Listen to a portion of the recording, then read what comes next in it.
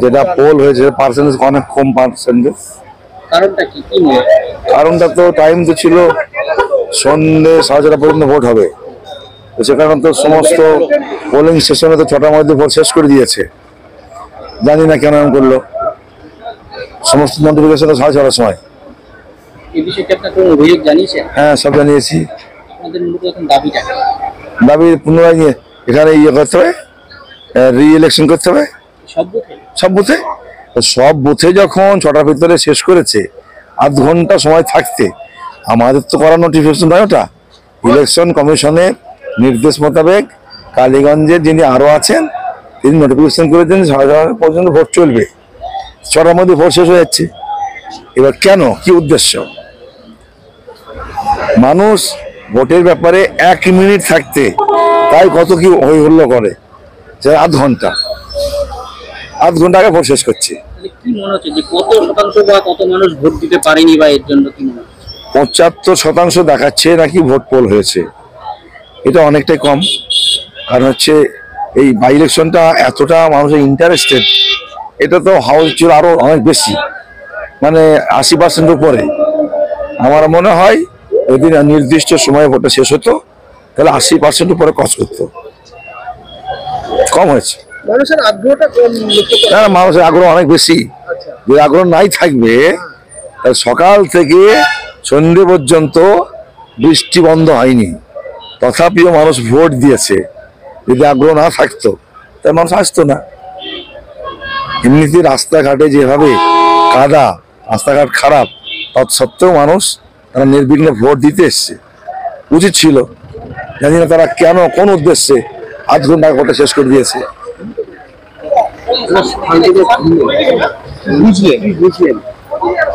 ভালো, এমনিতে বলে রেজাল্ট ভালো হবে। আমাদেরকে কালীগঞ্জের মানুষ, আপামর মানুষ দুহাত তুলে আশীর্বাদ করেছে, তার জ্বলন্ত প্রমাণ আগামী 23 তারিখ আপনারা দেখতে পাবেন, আমরা দেখতে পাবো, তথা কালীগঞ্জবাসী দেখতে পাবেন। বেশ কিছু ভোট কর্মীও বলছে যে তাদের যে অ্যাপ, সেই অ্যাপে কিছু যান্ত্রিক গোলযোগ দেখা দিয়েছে। যান্ত্রিক গোলযোগ দেখা দিয়েছিল, সেটা তো আমরা তার জন্য কমপ্লেন করেছি, তারা সেটা ব্যবস্থা নিয়েছে। কমপ্লেন তো করেছি আমরা। আপনারা ভোট লুটের একটা অভিযোগ করছিলেন যে ভোট লুট হতে পারে, সেই জায়গায় দাঁড়িয়ে কি মনে হয়? কারা অভিযোগ করেছিল ভোট লুট হতে পারে?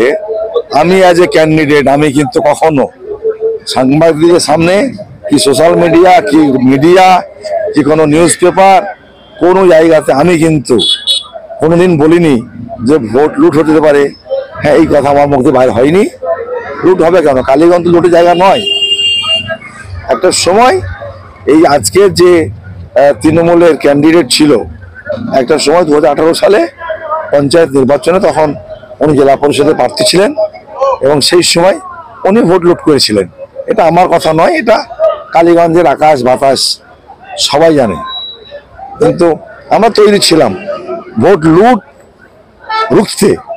আমরা যারা কংগ্রেসের বা বামফ্রন্টের আমরা যারা ছিলাম, আমরা তৈরি ছিলাম যে আমরা রুখবো, আমরা সেভাবে প্রস্তুতি নিয়েছিলাম।